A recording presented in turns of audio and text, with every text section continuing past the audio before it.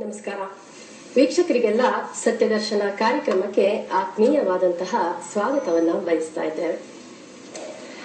ಆಜ್ಯದಿಂದ ಅದೆಷ್ಟೇ ಹೋಮವನ್ನು ಮಾಡಿದರೂ ಕೂಡ ಅಗ್ನಿಯು ತೃಪ್ತಿಯಾಗದಂತೆಯೇ ಮನುಷ್ಯರ ಆಸೆ ಅರ್ಥ ಕಾಮಗಳ ಇಚ್ಛೆಗಳಿಗೆ ತೃಪ್ತಿ ಎನ್ನುವುದೇ ಇರುವುದಿಲ್ಲ.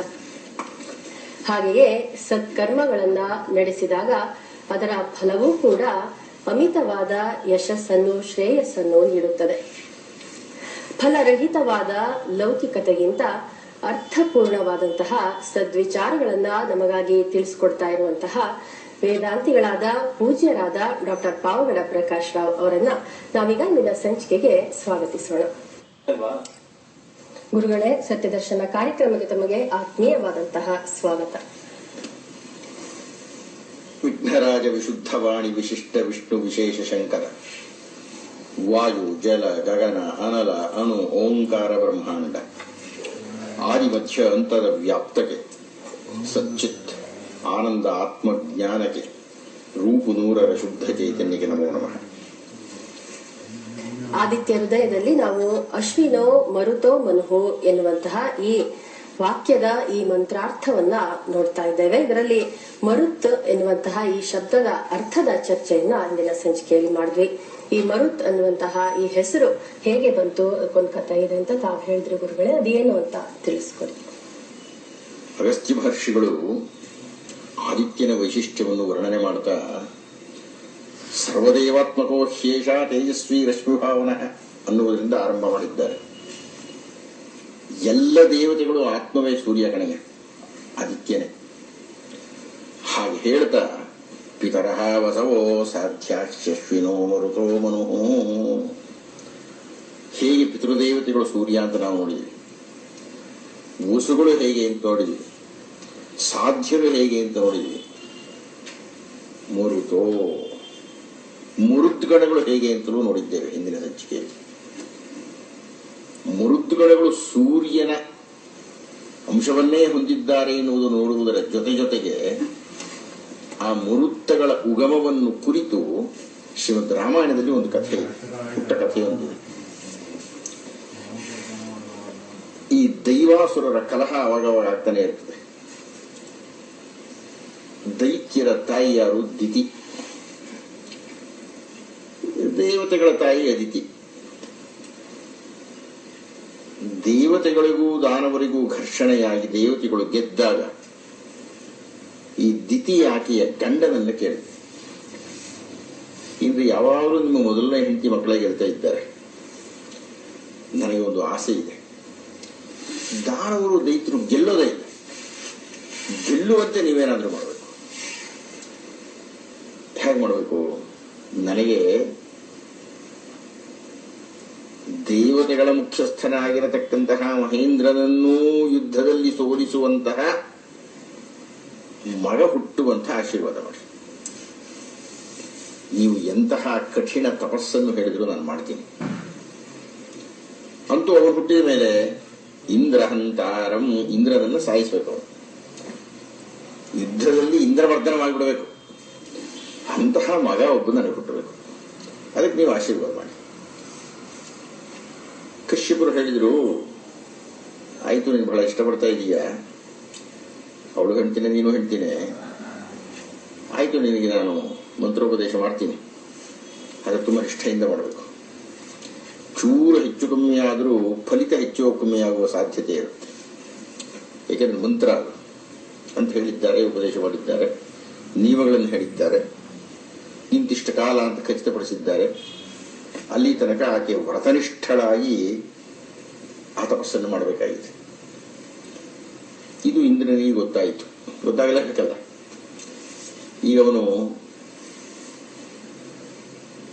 ತನ್ನನ್ನು ಸಾಯಿಸುವ ಮಗ ಒಬ್ಬನು ಹುಟ್ಟುತ್ತಾ ಇದ್ದಾನೆ ದಿತಿಗೆ. ಇಷ್ಟಕ್ಕೂ ನೋಡಿದ್ರೆ ಚಿಕ್ಕಮ್ಮನೆ.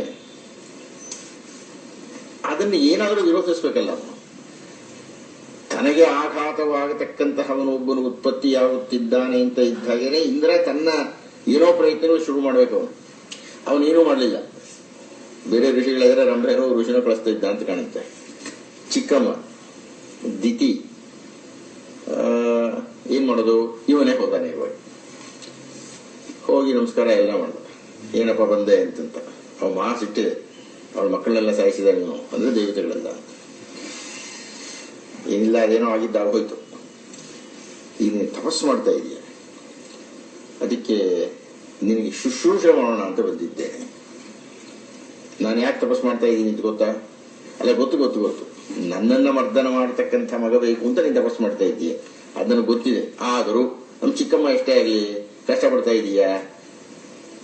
ನಾನು ನಿಂಗೆ ನೀರು ತಂದು ಕೊಡೋದು, ಯಜ್ಞಗುಂಡ ಸಿದ್ಧಪಡಿಸೋದು, ಸಮಿತಿಗಳನ್ನು ತಗೊಂಡ್ಬಂದು ಕೊಡೋದು, ಪ್ರಾಣದಲ್ಲಿ ಅಜ್ಜಿಯ ಅಂತ ಹೇಳ್ತಾ ಇದ್ದಲ್ಲ, ತುಪ್ಪಗಳನ್ನೆಲ್ಲ ತಗೊಂಡ್ಬಂದು ಕೊಡ್ತಕ್ಕಂಥದ್ದು, ಅಥವಾ ಇಲ್ಲೆಲ್ಲ ಯಜ್ಞಗುಂಡವನ್ನು ಸಿದ್ಧಪಡಿಸ್ತಕ್ಕಂಥದ್ದು, ನೀನು ತುಂಬಾ ಆಯಾಸ ಆಗಿ ಮಲ್ಕೊಂಡಾಗ ನಿನ್ನ ಪಾದಗಳನ್ನ ಸ್ವಲ್ಪ ಒತ್ತಿ ನಿನಗೆ ಆರಾಮ್ ಮಾಡ್ತಕ್ಕಂಥದ್ದು, ಇಂಥ ಕೆಲಸಗಳನ್ನೆಲ್ಲ ಮಾಡ್ತೀನಿ ನಾನು. ಸೆಕೆಗಾಲ ಬೇರೆ ಈಗ, ಅದೇನು 1 ವರ್ಷವೇ, ಅಷ್ಟು ವರ್ಷಗಳು ಹೇಳ್ಬಿಟ್ಟಿದ್ದಾರೆ ನಮ್ಮಪ್ಪ. ನಿಂಗೆ ಸೆಕೆಯಾದಾಗ ನಿನಗೆ ಗಾಳಿಯನ್ನು ಬೀಸ್ತೀನಿ, ಇಂಥ ಕೆಲಸ ಎಲ್ಲ ಮಾಡ್ಲಿಕ್ಕೆ ನನಗೆ ಅನುಮತಿಯನ್ನು ಕೊಡು. ತಿಥಿ ನೋಡಿದ್ರು, ಏನೋ ಪಾಪ ಸೇವೆ ಮಾಡ್ತಾ ಇದ್ದಾರೆ, ಸೇವೆ ಬೇಕಾಗಿ ಎಲ್ಲ ಸಿದ್ಧತೆ ಇನ್ಯಾರೂ ಇಲ್ಲ ಅಲ್ಲಿ. ಒಪ್ಕೊಂಡು ಪ್ರತಿನಿತ್ಯ ನಡೀತಾ ಇದೆ ಯಜ್ಞ. ಏನಂತ? ಇಂದ್ರನನ್ನ ಸಾಯಿಸ್ತಕ್ಕಂತಹ ಮಗನಿಗಾಗಿ ನಾನಿದನ್ನು ಮಾಡ್ತಾ ಇದ್ದೇನೆ ಅನ್ನುವ ಸಂಕಲ್ಪದಿಂದ ಪ್ರತಿನಿತ್ಯ ಯಜ್ಞ ಆಗ್ತಾ ಇತ್ತು. ಒಂದಷ್ಟು ಕಾಲ ನಡೀತು. ಇಂದ್ರನು ಅವನಿಗೆ ಏನೇ ಶಕ್ತಿ ಇದ್ರೂ ಏನೇನೋ ಮಾಡೋಕ್ಕಾಗೋದಿಲ್ಲ. ಈಗ ನಮ್ಮ ವಿರೋಧಿ ಇದ್ದರೂ ಆ ವಿರೋಧಿಯನ್ನ ಮಟ್ಟ ಹಾಕಬೇಕಾಗಿದ್ದರೆ ಅವನಲ್ಲಿ ಏನೋ ಒಂದು ಐಬು ಕಾಣಬೇಕು. ಸುಮ್ಮನೆ ವಿರೋಧ ಇದೆ ಅಂತ ವಿರೋಧ ತೋರಿಸಿದ್ರೆ ಜನ ಒಪ್ಪಲ್ಲ, ಅದನ್ನ ಯಾರೂ ಒಪ್ಪಲ್ಲ. ಅದನ್ನ ಅವನಲ್ಲಿರೋ ದೋಷವನ್ನು ಹುಡುಕಿ ಏನಾದರೂ ಮಾಡಬೇಕು. ಇಂದ್ರ ಕಾಯ್ತಾ ಇದ್ದಾನೆ, ಕಾಯ್ತಾ ಇದ್ದಾನೆ, ಕಾಯ್ತಾ ಇದ್ದಾನೆ, ಕಾಯ್ತಾ ಇದ್ದಾನೆ. ಇನ್ನೇನು ವ್ರತ ಸಮಾಪ್ತಿಯಾಗುವುದಕ್ಕೆ ಒಂದಷ್ಟು ಕಾಲ ಇದೆ. ದಿತಿಗೆ ಸಂತೋಷ ಆಯಿತು. ಇಂದ್ರನ ಸಾಹಚರ್ಯ, ಇಂದ್ರನ ಸೇವೆ, ಇಂದ್ರನ ಶುಶ್ರೂಷೆ. ಅವಳು ಹೇಳಿಲ್ಲೋ, ಪಾಪ ಇಷ್ಟು ವರ್ಷಗಳು ನೀನು ನನಗೆ ಸೇವೆ ಮಾಡಿಬಿಟ್ಟಿದೀಯ, ಆದ್ದರಿಂದ ನನಗೆ ಮಗ ಹುಟ್ಟಿದ ಮೇಲೆ ಹೇಳ್ತೀನಿ, ಅವನ ಯುದ್ಧದಲ್ಲಿ ನೀನು ಸಾಯಿಸಬೇಡ, ನೀನು ಅವನ ಜೊತೆಗೆ ಸೇರಿಕೊಂಡು ಲೋಕವನ್ನು ಪಾಲನೆ ಮಾಡಿ ಅಂತ ಹೇಳ್ತೀನಿ ನಾನು. ಅಷ್ಟರ ಮಟ್ಟಿಗೆ ಇಂದ್ರ ದ್ವಿತೀಯ ಮನಸ್ಸನ್ನು ಗೆದ್ದ. ಇನ್ನೊಂದಷ್ಟು ಕಾಲ ಹೋಯಿತು. ಅದೃಷ್ಟೇ ಕ್ಷತ್ರಿಯ ರಾಜಕಾರಣಿ, ಅಷ್ಟು ಸುಲಭವಾಗಿ ಮುಕ್ತಾಯ ಆಯ್ತು ಅಂತ ಬಿಡ್ಲಿಕ್ಕಾಗೋದಿಲ್ಲ. ಶತ್ರು ಬೇರೆ. ಇವತ್ತೇನೋ ಚಿಕ್ಕಮ್ಮ ಹೇಳ್ತಾ ಇದ್ದಾಳೆ, ಹುಟ್ಟಿದ ಮೇಲೆ ಅವನೇ ಮಾಡ್ತಾನೆ ಯಾರಿಗೆ ಗೊತ್ತು. ಯಜ್ಞ ಬೇರೆ ಆಗ್ಬಿಟ್ಟಿದೆ, ಮಂತ್ರ ಬೇರೆ ಆಗ್ಬಿಟ್ಟಿದೆ. ಅಕಸ್ಮಾತ್ ಅವನು ನಿಜವಾಗಿಯೂ ಅವರ ಅಮ್ಮನ ಮಾತನ್ನು ಕೇಳ್ತಾನೆ ಅನ್ನೋ ಯಾವ ಖಾಚಿತ್ಯ ಇದೆ. ಅಕಸ್ಮಾತ್ ಮೇಲೆ ಬಿದ್ರೇನು, ಸಾಯಿಸಿದ್ರೆ ಏನು, ಇದೆಲ್ಲ ಏನೇನೋ ಯೋಚನೆಗಳು. ಕಾಯ್ತಾ ಇದ್ದಾನೆ, ಕಾಯ್ತಾ ಇದ್ದಾನೆ. ದೋಷ ಬರಬೇಕು. ನಾನು ಆಗಲೇ ಹೇಳಿದೆ, ಸುಮ್ಮನೆ ಏನೋ ವಿರೋಧ ಮಾಡೋ ಹಾಗಿಲ್ಲ. ಒಂದು ದಿವಸ ಆ ಯಜ್ಞ ಮಾಡಿ ಆಕೆಗೆ ತುಂಬಾ ಬಳಲಿಕೆ ಆಗಿಬಿಟ್ಟಿದೆ. ಇದೇನ ಸ್ವಲ್ಪ ಮಲ್ಕೊಳ್ತೀನಿ ಕಣಯ್ಯ ಅಂದು. ಹೀಗೆ ಕೂತಿದ್ದಾಕೆ ಸುಸ್ತಾಗಿದೆ ಅಂತ ಹಾಗೆ ಮಲಗಿದ್ಲು. ಅದೇ ಒಂದು ದೋಷ ಆಗ್ಬಿಡ್ತು. ಮೊದಲನೇ ದೋಷ ಏನು ಅಂದ್ರೆ, ಯಜ್ಞ ಕಾರ್ಯದಲ್ಲಿದ್ದಾಗ ಬೆಳಗಿನ ಹೊತ್ತು ನಿದ್ದೆ ಮಾಡಬಾರ್ದು, ಅದು ಒಂದು ದೋಷ. ಎರಡನೆಯದು, ನಾವು ತಲೆಯನ್ನೇ ಎಲ್ಲಿಡಬೇಕು ಅಲ್ಲೇ ಇಡಬೇಕು, ಕಾಲನ್ನು ಎಲ್ಲಿಡಬೇಕು ಅಲ್ಲೇ ಇಡಬೇಕು. ಈಕೆ ಏನ್ ಮಾಡಿದ್ದಾಳೆ, ತಲೆ ಇಡುವ ಜಾಗದಲ್ಲಿ ಕಾಲಿಟ್ಬಿಟ್ಟಿದ್ದಾಳೆ, ಕಾಲಿಡುವ ಜಾಗದಲ್ಲಿ ತಲೆ ಇಟ್ಟಿದ್ದಾಳೆ. ಎರಡು ತಪ್ಪುಗಳಾಗೋಯ್ತು. ಸುಮ್ಮನೆ ಮಲ್ಕೊಳ್ಳೋದು ಬೇರೆ, ಆದರೆ ಇದು ದೀಕ್ಷಿತರಾಗಿದ್ದಾಗ, ದೀಕ್ಷಾ ಸಂಪನ್ನರಾಗಿದ್ದಾಗ ಇರುವ ವಿಧಿ, ಅದನ್ನು ನೀವು ಬದಲಾವಣೆ ಮಾಡೋ ಹಾಗಿಲ್ಲ. ಹೀಗೆ ಇಂದ್ರನಿಗೆ ಗೊತ್ತಾಯ್ತು, ಈಗ ನಮ್ಮ ಚಿಕ್ಕಮ್ಮ ದೋಷಪೂರ್ಣಳಾದಳು. ಈ ತನಕ ಮಹಾ ಬಡಿ ಬಡಿ ಬಡಿ ಬಡಿ ಬಡಿಯಾಗಿದ್ಲು, ಈಗ ಮಂತ್ರಕೋವಾಗಿರಲಿಲ್ಲ. ಈಗ ದೋಷ ಭೂಯಿಷ್ಠಳಾಗಿದ್ದರಿಂದ, ತಪ್ಪಿತಸ್ಥಳಾಗಿದ್ದಲ್ಲ ಮೈಗೆ ಆಗುತ್ತೆ ಅಂಥೇಳಿ ಆತ ಗರ್ಭಕ್ಕೆ ನುಗ್ಬಿಟ್ಟು, ಸೂಕ್ಷ್ಮ ರೂಪದಲ್ಲಿ ಗರ್ಭಕ್ಕೆ ನುಗ್ಗಿ ಅಲ್ಲಿ ಆ ಮಗು ಬೆಳೆದಿತ್ತು. ಆ ಮಗುವನ್ನು ಹಿಡ್ಕೊಂಡು ಕತ್ತರಿಸೋಕ್ಷ ಮಾಡಿದ. ಇದು ಬಂದ್ರೆ ತಾನೇ ನನ್ನನ್ನು ಸಾಯಿಸೋದು, ಎಷ್ಟೇ ಆಗಲಿ ನನ್ನನ್ನು ಸಾಯಿಸಬೇಕು ಅಂತಿರ್ತಕ್ಕಂಥ ಕೂಸು. ಹೀಗಾಗಿ ನಾನು ಕತ್ತರಿಸ್ಬಿಡ್ತೀನಿ ಅಂತ ಕತ್ತರಿಸ್ದ. ಕತ್ತರಿಸಿದ್ರೆ ಆ ಮಗು ಇನ್ನೇನು ಕೆಲಸಕ್ಕೆ ಬರಬೇಕು, ಹೊರಕ್ಕೆ ಎಲ್ಲ ಪೂರ್ಣ ಆಗಿಬಿಟ್ಟಿದೆ. ಅಳೋದು ಶುರುವಾಯ್ತು. ರೋದನ, ರುದ, ಮಾ ಬೇಡ ಅಂತ, ಹೇಳ್ಬೇಡ ಹೇಳ್ಬೇಡ ಅಂತ ಹೊಡಿತಾ ಇದ್ದೇನೆ. ಮಾರುದ ಮಾರುದ ಮಾರುದ ಅಂತ ಇದ್ದ. ಅಷ್ಟೊತ್ತಿಗಳಿಗೆ ಎಚ್ಚರ ಆಯ್ತು. ಏನ್ ಮಾಡ್ತಾ ಇದೀಯ ಇಂದ್ರ ಅಂತಂತಂದು. ಏನಿಲ್ಲ ಚಿಕ್ಕಮ್ಮ, ಕ್ಷತ್ರ ಧರ್ಮ ಇದು, ನನ್ನ ಆತ್ಮರಕ್ಷಣೆ ನಾನು ಮಾಡ್ಕೋಬೇಕು, ಹೀಗಾಗಿ ಅದನ್ನು ಕತ್ತರಿಸಿದ್ದೇನೆ ನಿನ್ನ ಗರ್ಭವನ್ನ ಅಂತೇಳಿ ಹೊರಗಡೆ ಬಂದ. ಅವಳು ಹೇಳಿದ್ಲು, ನಾನು ನಿನಗೆ ಶಾಪ ಕೊಡಬಹುದು, ಆದ್ರೆ ಕೊಡೋಕ್ಕಾಗಲ್ಲ, ಯಾಕಂದ್ರೆ ತಪ್ಪು ನನ್ನಲ್ಲಿದೆ. ಬೆಳಗ್ಗೆ ಹೊತ್ತು ನಾನು ಮಲಗಲೇಬಾರ್ದಾಗಿತ್ತು, ಮಲಗಿಬಿಟ್ಟಿದ್ದೆ. ಆದರೆ ನಾನು ಮಾಡಿರೋ ಯಜ್ಞ ಏನು ಕಡಿಮೆ ಇಲ್ಲ. ನೀನು ಕತ್ತರಿಸಿದ ಕ್ಷಣಕ್ಕೆ ಅದು ಸತ್ತು ಹೋಗೋದಿಲ್ಲ. ಆದರೆ ಒಂದು ಶಕ್ತಿ ತುಂಡು ತುಂಡಾಗೋಯ್ತು. ಎಷ್ಟು ತುಂಡಾಗಿದೆ? 7 ತುಂಡುಗಳಾಗ್ಬಿಟ್ಟು. ಇಂದ್ರ, ನಾನೊಂದು ಮಾತು ಹೇಳ್ತೀನಿ, ಆಗಲೇ ಹೇಳಿದ್ದೀನಿ, ಈಗಲೂ ಹೇಳ್ತೀನಿ. ಆ 7 ತುಂಡುಗಳು 7 ಮಕ್ಕಳುಗಳಾಗುತ್ತೆ. ಆ 7ನ್ನ ವಾಯುಸ್ಕಂಧಗಳು ಅಂತ ಕರೆಯೋಣ. ಸಪ್ತವಾಯುಸ್ಕಂಧಗಳು. ಆಹವ, ವಿವಹ, ಉದ್ಭವ, ಸಂವಹ, ಪರಿವಹ, ಪರಾವಹ ಅಂತ 7 ಸಪ್ತವಾಯುಸ್ಕಂಧಗಳನ್ನ ಈಗ ಸೃಷ್ಟಿಯಾಗಲಿದೆ.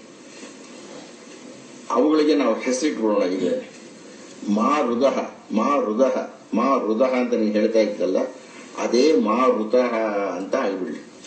ಅವು ಸಪ್ತಮಾರುತರು ಅಂತ ಆಗಲಿ. ಆ ಸಪ್ತಮಾರುತರು ಒಂದು ಸ್ವರ್ಗದಲ್ಲಿ, ಇನ್ನೊಂದು ಭೂಮಿಯಲ್ಲಿ, ಇನ್ನೊಂದು ಅಂತರಿಕ್ಷದಲ್ಲಿ, ಇನ್ನು 4 ದಿಕ್ಕುಗಳಲ್ಲಿ ನಿನ್ನ ಜೊತೆಗೆ ರಾಜ್ಯಭಾರವನ್ನು ಮಾಡಲಿ. ಹೊಂದಿಕೊಂಡು ಹೋಗಿ ಇಬ್ರು ಅಂತ ಹೇಳಿ. ಹೀಗಾಗಿ ಆ ಮಾರುತ ಅನ್ನುವ ಶಬ್ದ ಬಂದಿದ್ದು ಶ್ರೀಮದ್ ರಾಮಾಯಣದಲ್ಲಿ ವಾಲ್ಮೀಕಿ ಮಹರ್ಷಿಗಳು ವಿವರಿಸಿರ್ತಕ್ಕಂಥ ಈ ಕಥೆಯ ಮೂಲಕ ನಮಗೆ ಗೊತ್ತಾಗುತ್ತೆ. ಮಾರುತ ಅನ್ನತಕ್ಕಂಥದ್ದು ಮಾರುದ ಅನ್ನತಕ್ಕಂಥದ್ದರಿಂದ ಬಂದಂತಹ ಹೆಸರು ಅಂತ. ಇಷ್ಟು ಈ ಸಂಚಿಕೆಗೆ ಸಾಕು. ಮರುತಃ ಮನು. ಮನು ಅಂದ್ರೆ ಏನು, ಸೂರ್ಯನಿಗೂ ಆತನಿಗೂ ಏನು ಸಂಬಂಧ ಅನ್ನೋದನ್ನು ಮುಂದಿನ ಸಂಚಿಕೆ